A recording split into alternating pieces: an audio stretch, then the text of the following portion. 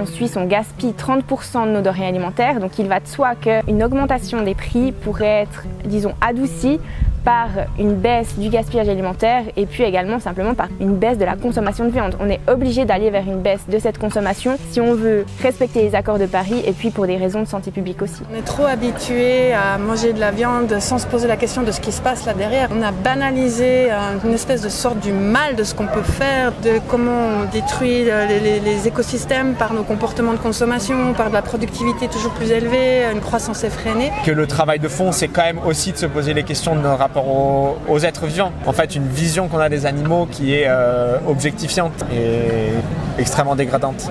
Il faut qu'on réduise collectivement notre consommation de produits d'origine animale, que ce soit tous les œufs, le lait, la viande, même le poisson. Ce serait un bon moyen d'y parvenir que cette initiative. La Confédération elle-même indique que l'acceptation de cette initiative permettrait d'avoir un bénéfice environnemental qui est vraiment conséquent. On est plutôt parti sur la surconsommation, les vaches accrochées par les pieds balancées. C'est du non-respect envers la vie. Question d'aller voir plus loin, oui c'est contraignant, oui ça change de comment ça a été fait, oui économiquement ça risque d'être compliqué sur le court terme, mais sur le long terme je pense que ce sera l'inverse.